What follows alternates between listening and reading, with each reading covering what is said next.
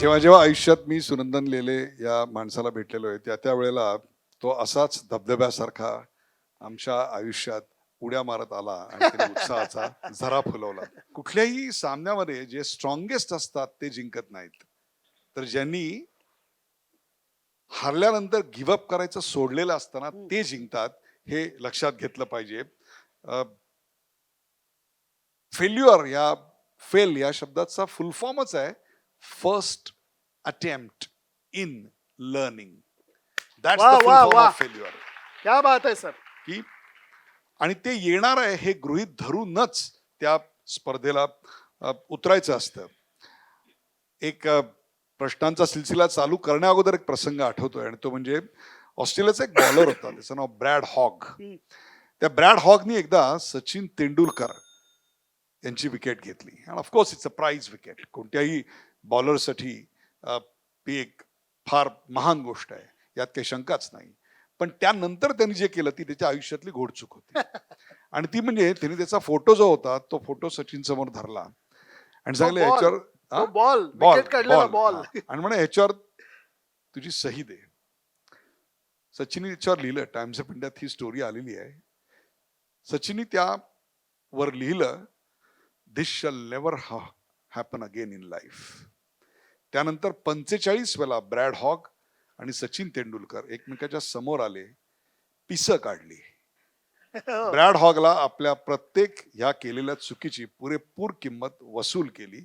That was what Sachin Tendulkar is.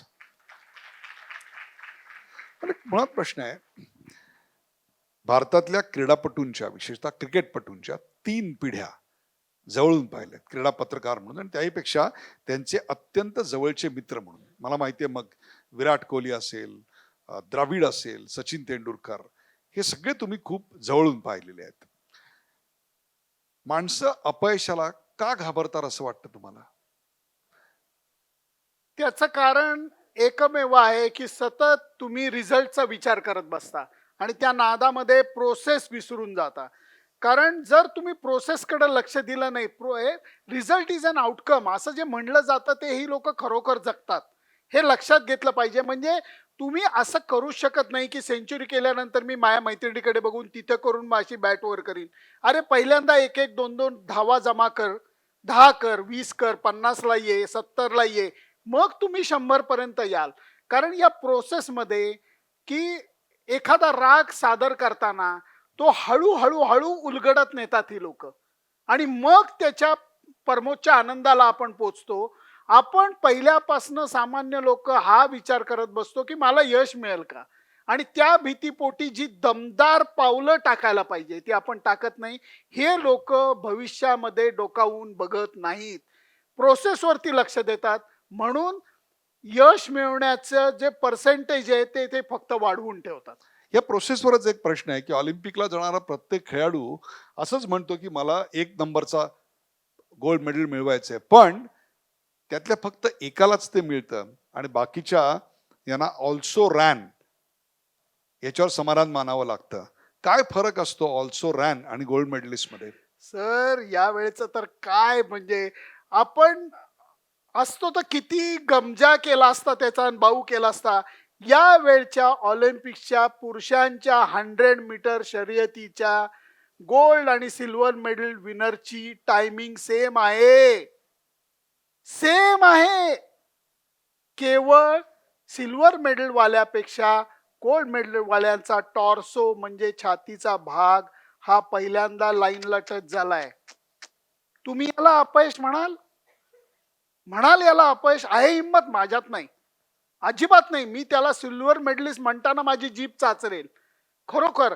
त्यामुळे भाग घेणं, अखेर स्पोर्ट हा स्पोर्ट आहे. पण हुसेन बोल्ट जे म्हणतो की अरे त्या सेकंदाचा 1/शतांश भाग कापण्यासाठी मी 4 वर्ष मेहनत करतो आणि तुम्ही 4 पावलं टाकून म्हणता माझ्याच्यानी होत नाही रे, दमलो रे मी. असं कसं चालेल? हे लोक त्याचा विचार न करता 4 वर्ष मेहनत करतात आणि म्हणून ते पळणारे लोक जे सगळेच 10 सेकंदाच्या आतले असतात, पण हा ते काय म्हणतात त्याला, यश अपयश पचवण्याची जी मानसिक ताकद आहे ती लक्षात घ्या. जमैकाचा तो खेळाडू होता जो दुसरा आला, काय त्याला झालं असेल की टायमिंग सेम आहे पण गोल्ड मेडल नाही. वा. अपयशातून शिकणे हाच यश मिळवण्याचा सर्वोत्तम मार्ग आहे असं म्हणायचं का? याचं कारण आजचा गोल्ड मेडलिस्ट हा आधीच्या आयुष्यात आतापर्यंत स्पर्धकच होता. 100% उसेन बोल्ट काय पहिल्या ऑलिम्पिक मध्ये गोल्ड मेडल जिंकलाय का? सचिन तेंडुलकरनी पहिल्या मॅच मध्ये सगळीकडे सेंचुरी केली आहे का? असं नसतंच. फक्त काय आहे की सचिनशी याच्याविषयी मी एकदा सविस्तर बोललो होतो. तो म्हणला होता काय आहे की कित्येक वेळा तुम्ही लाथ माराल तिथं पाणी काढता आणि कित्येक वेळेला आपल्या आयुष्यात असं होतं की किती प्रयत्न करा तुम्हाला यश नाही मिळत. हे लक्षात घेतलं पाहिजे की सगळ्या गोष्टी याच्यात महत्वाचा पॉइंट हा येतो, कंट्रोल द कंट्रोलेबल्स. आपण ज्या गोष्टी आपल्या कंट्रोलच्या बाहेर आहेत त्याचा सुद्धा विचार करत बसतो की नाही. पाऊस पडेल की नाही, बायको चांगली वागेल की नाही, आपल्या हातात नाहीये. ज्या सॉरी माझी बायको आहे इथे मी विसरलो. पण ज्या गोष्टी तुमच्या खेळाडू काय करतात, टॉसचा विचार करत नाहीत, अंपायरिंग डिसिजनचा विचार करत नाही, विकेटचा विचार करत नाही, प्रेक्षकांचा विचार करत नाही. ते म्हणतात माझ्या हातामध्ये कष्ट करणं आहे. आणि सचिन म्हणतो अक्षरशः असं वळून एक कॉर्नर येतो, तुम्ही इथं थांबता, धापा टाकत नाही नाही नाही आता माझ्याच्यानी होत नाही. वळून गेल्यानंतर कॉर्नरला यश तुमची वाट बघत असतं. वा. तुम्ही एक्स्ट्रा 4 पावलं जाण्याची गरज असते आणि ते केलं तर 100% मिळतं. एक एक गोष्ट असते ती म्हणजे सातत्यानं यश मिळणारी माणसं सुद्धा खचून जातात. त्यांना यश हँडल नाही करता येत आणि सातत्यानं अपयशी होणारी माणसं सुद्धा खचून जातात. याचं कारण त्यांना पराभव हँडल करता येत नाही. आपण या दोन्ही खेळाडूंकडे अत्यंत जवळून पाहिलंय. काय सांगाल? मायकेल फेल्प्स उदाहरण देता येईल की इतकं त्याने स्वतःला झोकून दिलं होतं की सलग काहीतरी 14 वर्ष, काहीतरी असा वनवासच म्हणायला पाहिजे त्याला, त्यांनी एकही दिवस ट्रेनिंग बुडवलेलं नाहीये. 365 इंटू 10, 12, 14 वर्ष. एकदा तर दिवे घालवले होते त्याच्या कोचनी, वाटलं असं त्याला की दिवे गेलेत, ऍक्च्युली अमेरिकेत जात नाही, दिवे घालवले होते.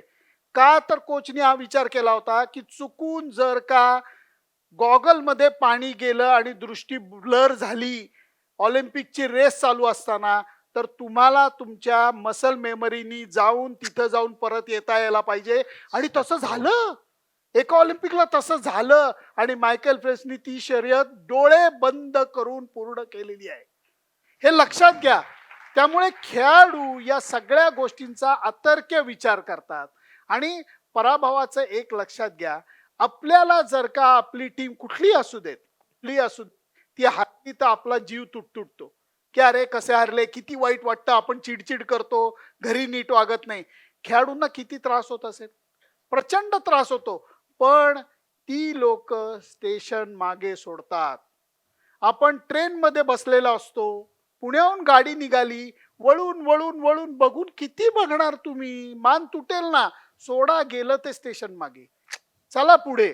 हे ते सातत्याने करतात. आणि परत मी सांगतो सर, ही देवाची देणगी नाहीये. हे तुम्हाला रोज मेहनत करून, मनाला समजून, मोल्ड करूनच करायला लागतं. They do it day in day out. Winning is 10% skills, 90% mental game. That's the correct. अगदी अगदी या सगळ्याला एक विलक्षण कठोर अनुशासन लागतं. आणि जे आज ग्रेट लेजंड म्हणून आपल्या समोर आहेत, ज्यांची काही फोटोग्राफ तुम्ही दाखवलेत, त्यांनी वैयक्तिक आयुष्यात विलक्षण कठोर असं दिनचर्या किंवा अनुशासन पाळलेलं आहे. याच्या काही आठवणी आहेत तुमच्याकडे? राहुलचं उदाहरण मी दिलं तसं गेले 8 वर्ष तरी झाली असतील सहज. विराटनी तेल, तूप, पंजाबी असून काय पनीर बटर मसाला, चिकन, हे ते नाही हो. कशाला नाही म्हणजे रोटी कशाला हातच लावलेला नाहीये, नाही लावलेला. तो म्हणला मला जर का टॉप स्पोर्ट्स पर्सन व्हायचं असलं तर या गोष्टी मला करणं क्रमप्राप्त आहे, त्याच्यात त्याग ही गोष्ट नाहीच आहे. ते म्हणतात मला टॉप बनायचं असलं तर मला हे करायला पाहिजे. आपण वाटेल ते खाऊ शकतो, घशाच्याकडे लक्ष देऊ शकत नाही. गायकाला करता येईल का तसं? नाही करता. पण तो त्याग आहे का? अजिबात नाही. वे ऑफ लाईफ म्हणून हे लोक करतात. त्यामुळे याच्या खूप प्रचंड प्रचंड कहाण्या आहेत. आणि त्याच्याबरोबर ज्यांचं ह्याचं अजून एक गोष्ट मला प्रकर्षाने जाणवली आहे, आणि ते म्हणजे सहनशक्तीची जी कपॅसिटी असते. किती लोकांना काय काय लागलेलं असतं, इंजुरीज असतात, घरी समस्या असतात. विराट कोहली वडिलांचं शव, वडील देवाघरी गेलेले, ते घरी ठेवून रणजी ट्रॉफी खेळायला आला. दिल्लीला ती मॅच हरण्यापासून वाचवलं त्यांनी, ड्रॉ केली मॅच आणि घरी जाऊन अंत्यसंस्कार केले. त्यामुळे करायला लागतं आणि या गोष्टी ते सहज करतात, बाऊ करून करत नाही. आता तुम्ही दोन महान खेळाडूंचे फोटो एकत्र दाखवलेत. अर्थात ते त्यांच्या तरुणपणातले होते आणि ते म्हणजे सचिन तेंडुलकर आणि विनोद कांबळी. रमाकांत आचरेकर यांच्या एका मुलाखतीत त्यांनी मला सांगितलं होतं की दोघांच्या गुणवत्तेत तसा फारसा काही फरक नव्हता, अजिबातच. पण मग दोघांच्या अचिव्हमेंट मध्ये एवढा फरक का पडला? फॅमिली कल्चर, बॅकग्राऊंड, अनुशासन की आणखीन काही? सर, सत्य बोलायचं झालं तर भारतात अपयशातनं यशाकडे जाणं कदाचित सोपं आहे, पण यश पचवणं खूप अवघड आहे. विनोदला यश पचवता नाही आलं, एक गोष्ट. दुसरी गोष्ट म्हणजे जेव्हा तुमच्या सगळ्याच गोष्टी मनासारख्या होत असतात, तेव्हा तुम्ही सगळ्या गोष्टी छान करता, याच्यात काही कमाल नसते. खरंही कॅरेक्टर, खरं माणसातलं दम हा तेव्हा कळतो की जेव्हा त्याला अपयश हे सातत्याने येत जातं, ज्याला आम्ही क्रिकेटमध्ये बॅड पॅच म्हणतो. तो बॅड पॅच आल्यानंतर तुमचं बिहेवियर कसं आहे, तुमची ती लगन कशी आहे, तुमची संगत कशी आहे, याला सगळ्याला खूप महत्वाचं असतं. कारण मला हे स्पष्टपणे सांगायचं आहे. मला दोन गोष्टी पटकन सांगतो. मला टॅलेंट शब्दाचा प्रचंड राग आहे, प्रचंड राग आहे. त्याचं कारण तुम्हाला सांगतो. आमचा बंडू एवढा हुशार आहे ना, त्यांनी जर का मनावर घेतलं आणि रोज 1 तास अभ्यास केला तर तो वर्गात पहिला येईल. मग थांबवलंय कुणी? थांबवलंय कुणी? त्यामुळे टॅलेंट काही नाही. आज कपिल देव टॅलेंटेड आणि महान भारताचा गोलंदाज कोण म्हणलं तर कपिल देव म्हणून हात वर करतील. कपिल देव पेक्षा 1/4 टॅलेंट असून सुद्धा अनिल कंबळेनी कपिल देव एवढ्याच टेस्ट मॅचेस खेळून 200 टेस्ट विकेट जास्त मिळवले आहेत. 200. विनोदकडे टॅलेंट होतं, त्या टॅलेंटचं संगोपन करणं त्याला जमलेलं नाहीये. आणि दुसरा पॉइंट असा आहे, कोणाच्या संगतीनं कुणी सुधारत नाही आणि कोणाच्या संगतीने कोणी बिघडत नाही, हे माझं स्टेटमेंट आहे. कारण कारण हा मला म्हणतो चल व्यायाम करायला जाऊ आणि हा मला म्हणतो चल बियर प्यायला जाऊ. चॉईस माझा आहे ना, मी याच्याबरोबर का नाही जात? त्यामुळे कोणाच्या संगतीने कुणी बिघडत हे नाही. आज सचिनला संगत चांगली होती, ती संगत चांगली पकडून ठेवण्यासाठी त्यांनी प्रयत्न केला. विनोदला अनफॉर्च्युनेटली अपयश जेव्हा आलं, बॅड पॅच आला, त्याच्यातनं बाहेर पडायचा मार्ग सापडला नाही, त्याचा अभिमन्यू झाला. अलीकडे व्यवसायाच्या निमित्ताने मी अनेक वेळा जपानला गेलो आणि जपानी घरं आणि भारतीय घरं याच्यामध्ये अनेक साम्यदी आढळतात. त्यातलं एक म्हणजे तिकडेही जॉईंट फॅमिली सिस्टीम आहे जशी आपल्याकडे असते, पण एक विलक्षण फरक जाणवला. तो म्हणजे आपल्याकडे हटकून एखाद्या घरी गेलं की मुलाला किंवा मुलीला नाव सांगतात आणि म्हणतात की आमच्या मुलीला किंवा मुलाला गणितात 100 पैकी 100 मार्क मिळाले. अर्थात हे काबिले तारीफच आहे, पण ते इंडिव्हिज्युअल सक्सेस आहे.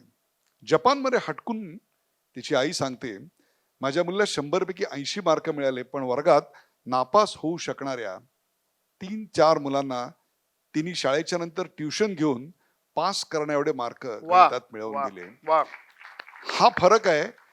जेव्हा एक जपानी आणि एक भारतीय खेळतो तेव्हा भारतीय जिंकतो, पण जेव्हा 2 भारतीय खेळतात तेव्हा पराभव अटळ असतो, आणि 3 भारतीय येतात तेव्हा तर लाजिरवाणा पराभव होतो. याचं कारण आम्ही टीम म्हणून खेळू शकत नाही. Talent win matches, team work win championships. आपल्याकडे टीम वर्क कमी का असतं?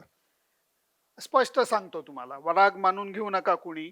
समजा माझं कार्ट क्रिकेट खेळत असलं आणि एक ऑस्ट्रेलियाचं कार्ट क्रिकेट खेळत असलं, तर घरी आल्यानंतर आम्ही विचारतो काय किती रन्स केल्या, किती विकेट काढल्या. ऑस्ट्रेलियात विचारलं जातं पहिला प्रश्न, मॅचचं काय झालं. क्या बात है, क्या बात है. हे जेव्हा मनोवृत्ती तुम्ही बदलाल की खड्ड्यात गेलं इंडिव्हिज्युअल स्कोर, मॅचचं काय झालं, जिंकलात हारलात काय झालं, किती कमी पडलात, कुठं कमी पडलात, हा, आता बोल, तू काय केलंस, तू मदत केलीस का टीमला, काय केलंस, कसं केलंस. ही मनोवृत्ती जी आहे ना, ही मनोवृत्ती बदलण्याची गरज आहे. टीम आणि हे सगळे आपण जे बोटं दाखवतो ना, ती बोटं सगळी फिरून आपल्याकडे येतात. त्याचं कारण लहानपणापासनं जसं मी म्हटलं की चूक करायला परवानगी द्या. तसंच तुम्ही टीम गेमच्या बाबतीत टीम मेंबर, क्रिकेट पुरतं मर्यादित नाही आहे हे. तुम्हाला लक्षात घ्या, ऑफिसमध्ये गेलं तरी टीम स्पिरिट आहे. आपण एकत्र काम केलं सर, टीम स्पिरिट आहे. सगळीकडे घरामध्ये टीम स्पिरिट आहे. ही गोष्ट लहानपणापासून तुम्ही शिकवली नाहीत, ते बाळकडू दिलं नाहीत, तर लोचा होतो. हाच फरक आहे भारतीय खेळाडू आणि परदेशी खेळाडूंमध्ये, की ते एक टीम म्हणून समोर येतात आणि आम्ही एक इंडिव्हिज्युअल म्हणून येतो. त्यांच्यात आणि आपल्यात व्यावसायिकतेचा सुद्धा फरक आहे. थोडासा फरक हाच जाणवतो, की सतत आपण आपल्या सिक्युरिटीचा विचार करतो. माझी टीममध्ये जागा राहील का? माझी ऑफिसमध्ये जागा राहील का? मला प्रमोशन मिळेल का? ह्या गोष्टींकडे आपण जास्त परत हिंडून फिरून लाल चौकात आपण तिथेच येतो. आपण प्रोसेसवर लक्ष देत नाही, रिझल्टवर लक्ष देतो. 9वी पर्यंत घरातला मुलगा किंवा मुलगी अतिशय चांगली बॅडमिंटन प्लेअर असते किंवा क्रिकेट प्लेअर असते किंवा आणखीन खेळत असते किंवा भरतनाट्यम किंवा कुचिपुडी शिकत असते. परंतु जशी 9वी परीक्षा संपते तसं घरातलं चित्र बदलतं आणि कालपर्यंत इतकी उत्तम खेळणारी मुलगी एका रात्रीत 10वीच्या आणि नंतर 12वीच्या आणि नंतर पदवीच्या घाण्याला जुंपली जाते आणि ती आयुष्यातला खेळ हरवून बसते. पण खरं तर खेळ हा अभ्यास सुधारण्याचा एक मार्ग आहे. प्रचंड मोठा, प्रचंड एकदम सिंपल उदाहरण तुम्हाला देतो, कळायला एकदम सिंपल. कुठलाही विद्यार्थी आहे, रोज सगळे वर्ग त्यांनी अटेंड केले. शाळा असू देत, कॉलेज असू देत, इन्स्टिट्यूट असू देत. रोज सगळे वर्ग अटेंड केले आणि रोज 1 तास अभ्यास केला. 60% मिळायची शक्यता किती? भरपूर, अगदी भरपूर. आता दुसऱ्या बाजूला येऊ क्रिकेटमध्ये. ओपनिंग बॅट्समन मी होतो. आता ओपनिंग बॅट्समन म्हणून तुम्ही तेंडुलकर असा, सुनंदन लेले असा ना, नाहीतर काय बंडू पाटील असा, कुणी असा. मेहनत करा, कष्ट करा, लगन दाखवा, व्यायाम करा, शिस्त पाळा, तरी फॅक्ट रिमेन्स की तुम्ही पहिल्या बॉलला आउट होऊ शकता. हे लक्षात घ्या. त्यामुळे क्रिकेट आम्हाला हे शिकवतं की कष्ट करा म्हणजे यश मिळेल. कंसामध्ये आम्ही लिहितो लगेच नाही. ही गोष्ट लक्षात घेतली पाहिजे. वा. कारण या सगळ्यामध्ये खेळ एक 100% तुम्हाला सांगतो की एक सामान्य माणूस आणि खेळ म्हणजे मी म्हणतोय टॉप क्लास खेळ नाही म्हणते मी. तुम्ही गल्लीत खेळत असाल, तुम्ही क्लबला खेळत असाल, तुम्ही व्यायामाचे माणूस वेगळा दिसतो, तो सकारात्मक असतो. म्हणून सर मी प्राऊडली स्वतःला म्हणतो माझा ब्लड ग्रुप सी पॉझिटिव्ह आहे, वा. Cricket positive. कारण खेळाडू विचाराची माणसं ही जास्त सकारात्मक असायची शक्यता वाढते. म्हणून समाजामध्ये, ऑफिसमध्ये कुठेही जा, ते लोक पटकन घाबरत नाही. बरोबर. एक आणखीन महत्वाची मानसिकता असते ती म्हणजे अपयश मिळाल्यानंतर यश मिळालेल्या माणसाकडे पाहताना अभावितपणे असं बोललं जातं, लकी आहे. खरोखरच यश मिळवणारा माणूस लकी असतो आणि अपयश मिळवणारा अनलकी. सगळ्या ठिकाणी नाही म्हणता येणार. काही काही ठिकाणी नक्कीच म्हणायला लागतं की एकाच वयोगटामध्ये जर का आता पद्माकर शिवलकर, राजेंद्र सिंग गोयल आणि बेदी, पांडुरंग साळगावकर हे एका वयामध्ये त्या खेळणाऱ्या लोकांच्या क्लॅश झाले म्हणून त्यांना संधी नाही मिळाली, हे बॅड लक आहे. परंतु यश मिळवणाऱ्या माणसाकडे नशीब असतं का? अर्थातच असतं, अर्थातच. कारण क्रिकेटमध्ये तर यश अपयश हे इतकं काय म्हणतात त्याला, एका जागी नांदत असतं. त्याचं एका जागी, जसं 50 ओव्हरच्या वर्ल्ड कपच्या फायनलमध्ये तुम्ही लक्षात घ्या की ट्रॅव्हिस हेडनी अफलातून बॅटिंग करणाऱ्या रोहित शर्माचा जमिनीपासून 2 इंचावरती झेल पकडला. आपण त्यामुळे नाही, पण आपण मॅच हरलो. आणि या वेळेला सूर्य यादवचा पाय 2 इंच लांब राहिला. त्यामुळे फरक हा 2 इंचाचाच असतो यश आणि अपयशामध्ये. त्याच्यामुळे कधी लक असतं, कधी नसतं. फक्त त्या लक या गोष्टीची शक्यता वाढवून ठेवण्यासाठी हे लोक जे प्रयत्न करतात ते अचाट असतात. अनेक भारतीय क्रिकेट प्लेयर्स हे अलीकडे कनिष्ठ मध्यम वर्गातून आणि त्याहीपेक्षा सुद्धा छोट्या तालुका किंवा जिल्हास्तरीय बॅकग्राऊंड हो. मधनं आलेले आहेत. हम्म. त्यांच्या मानसिकतेचा काय तुम्हाला अनुभव आलाय? जास्त स्ट्रगल आहे त्यांना. कारण सॉरी टू से जेव्हा मी डेक्कन जिमखान्यावर जातो, तेव्हा इंटरेस्ट नसलेल्या मुलाला किंवा मुलीला आई-वडील टेनिसचं कोचिंग घ्यायला घेऊन येतात. त्या मुलाला तेवढा इंटरेस्ट नसतो. आई-वडिलांना जास्त असतो, की माझा मुलगा किंवा मुलगी महान खेळाडू बनावं आणि समजा 50 बॉल त्याला हिट करायचे. तर 50 चे 45 झाले, की आई केळं सोलायला घेते. हे प्रोटेक्शन जे शहरी वातावरणात आहे, ते मुलांना अपंग बनवतंय. अक्षरशः मी तुम्हाला सांगतो. आणि हे गावाकडच्या मुलांना नाहीये. त्यांना स्ट्रगल आहे. त्यांना आउट ऑफ कम्फर्ट झोन जाण्याची गरज आहे. आपण शहरी लोक आपल्या मुलांसाठी सगळी ताटं वाढून ठेवतो, ती मोठी चूक करतो असं माझं तरी मत आहे. शहरी लोकांच्या पेक्षा गावाकडच्या लोकांना जो स्ट्रगल आहे, आउट ऑफ कम्फर्ट झोन आहे, त्यामुळे त्याचा परिणाम हा पुढच्या आयुष्यामध्ये सकारात्मक झालेला दिसतो. चांगला खेळाडू आधी चांगला माणूस असतो म्हणून तो चांगला खेळाडू होतो, का चांगला खेळाडू असल्यामुळे चांगला माणूस बनायला मदत होते? सर, हे दोन्ही रेल्वे ट्रॅक सारखं जातं आणि दोन्हीकडे वेगळे प्रयत्न करायला लागतात. कारण सचिनला वडिलांनी सांगितलं होतं, तू क्रिकेट खेळतोयस, भारताकरता खेळतोयस, सगळं उत्तम, म्हणले मला आनंद आहे, अभिमान आहे त्याचा. पण तू क्रिकेट किती वर्ष खेळशील? 10 वर्ष, 15 वर्ष, 20 वर्ष. सचिन खेळला 23 वर्ष सोडून द्या. म्हणजे ते समजा 20, 23 आणि काय सुरुवात केली 16, म्हणजे 40 पर्यंत आहे. आता तू जगणार किती वर्ष? पहिले 16 वर्ष धर आणि मधले क्रिकेटचे 23 सोडून दे आणि नंतर तू 40 वर्ष जगशील. त्यामुळे जगण्याचं प्रमाण हे क्रिकेटपेक्षा जास्त आहे. त्यामुळे तू माणूस म्हणून चांगला बन, तर लोक नंतर तुला चांगलं म्हणतील. आता या गोष्टी कशा आहेत, की तुम्हाला जेव्हा चारही बाजूनी पैसा, मान, मरातब, प्रसिद्धी याचा भडीमार होतो, तेव्हा डोकं जागेवर ठेवून परत एकदा बेसिक्स वरती काम करणं हे खूप अवघड असतं. म्हणलं तर जर तुमचे संस्कार चांगले असले, विचार चांगले असले, तर माणूस चांगलं बनण्यासाठी, कारण आपण आकृष्ट जे होतो ते चांगल्या माणसाकडे जास्त होतो. यशस्वी माणसापेक्षा जो चांगला माणूस असतो, आणि तो यशस्वी असला तर अजून होतो, पण चांगल्या माणसाकडे आकृष्ट होण्याचं प्रमाण आपलं जास्त आहे, ते लक्षात घेतलं पाहिजे. प्रेक्षक हो, हा प्रश्न मी शेवटी त्यांच्याकरता का ठेवला होता त्याला एक कारण आहे. आणि ते म्हणजे Sunandan is a rare combination. He was a good cricket player and undoubtedly a good sports journalist. आम्ही दोघांनी एकत्र काम सुद्धा केलेलं आहे. त्यांच्या जर्नलिझमचा दर्जा काय आहे हा मी अत्यंत जवळून बघितलेला आहे. एक चांगला माणूस असल्यामुळेच की काय, आपल्या पत्रकार असण्याचा उपयोग त्यांनी असंख्य सामाजिक संस्थांना मदतीचा हात देण्यासाठी केला. मग आनंदवनासाठी केलेली जवळपास 2.25 कोटीची मदत असेल, किंवा तुमच्या पुण्यामध्ये आभाळ माया हा जो वृद्धाश्रम आहे, त्या वृद्धाश्रमाचा 1 वर्षाचा खर्च या माणसानी उभा करून दिला. इतकंच काय, झकीर हुसेन, पंडित झकीर हुसेन यांचं गुरुकुल उभं करण्याकरता, तबल्याचं गुरुकुल उभं करण्याकरता या माणसानी तब्बल 50 लाख रुपये गोळा करून त्यांच्या झोळीत टाकले. हे मी तुम्हाला आत्ता जाता जाता थोड्या गोष्टी आणतो. आत्ता एक आठवलं म्हणून, सुमेधा चिधडे, याच स्वयंच्या रंगमंचावर आलेल्या सुमेधा चिधडे यांच्या सियाचीन मधल्या ऑक्सिजन प्लांटच्या उभारणी करता या माणसाने आपला शब्द खर्च करून सचिन तेंडुलकरला तिकडे आणलं आणि त्या कार्यक्रमात सादर केलं. एक भक्कम असा निधी उभा केला.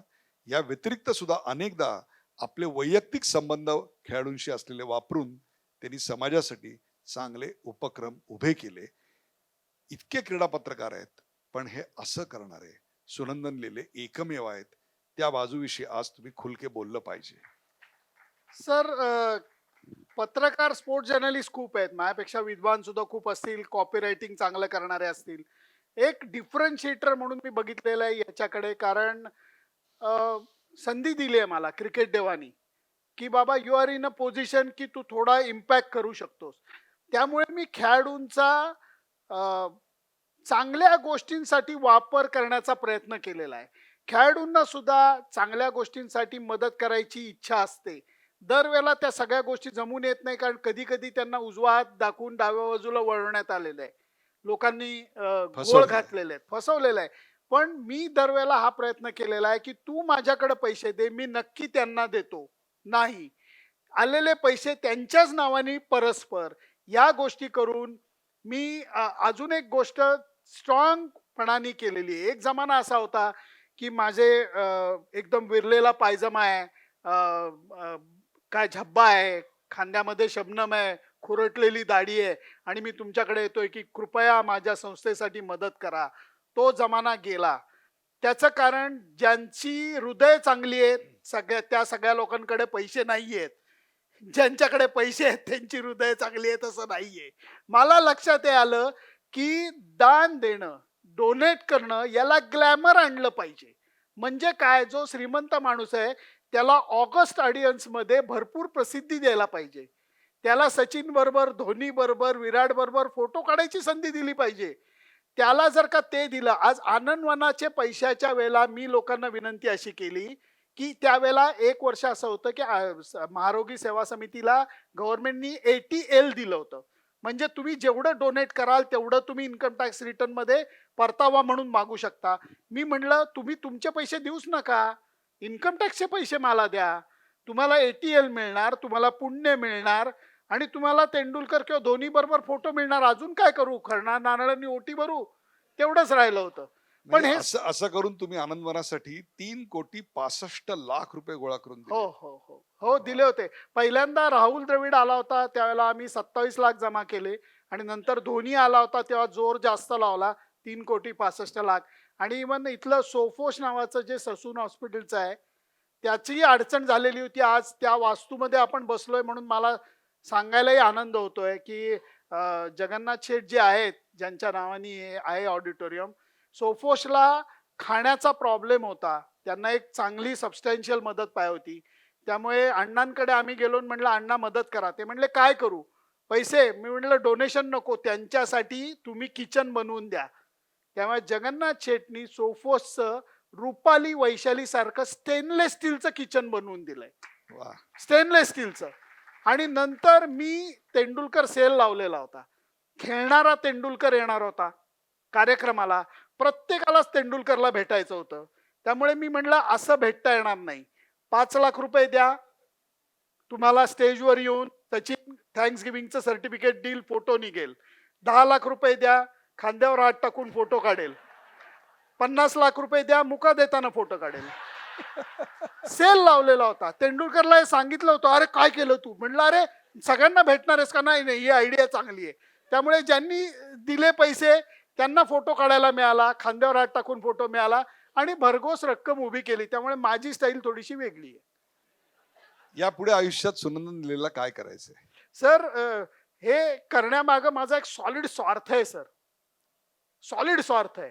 आणि तो स्वार्थ असा आहे, की जेव्हा कधी मी मरीन आणि वरती जाईन, तेव्हा देवानी मला विचारलं पाहिजे, की "सुनंदन, तुला कुठं जायचंय?" तेव्हा मी म्हणेन, "मला नरकात जायचंय." कारण माझे मित्र सगळे तिकडे असतील हो, मी एकटा काय करू? त्यामुळे हे एकदम स्वार्थापोटी मी हे करतोय. त्यामुळे आता मला थोडंसं क्रिकेट कव्हरेज मी 50-50% केलंय आणि समाजकाम 50-50% करतोय. ते आता हळूहळू सरकत 60-40, 80-20 ला घेऊन जायचंय. त्यामुळे कधीतरी पत्रकारिता, टुरिंग हे कमी करून पण क्रिकेटशी नातं ठेवायचं, कारण त्याचा फायदा मला समाजकार्य करताना होतोय. त्यामुळे इच्छा खूप आहेत, बघू. वा.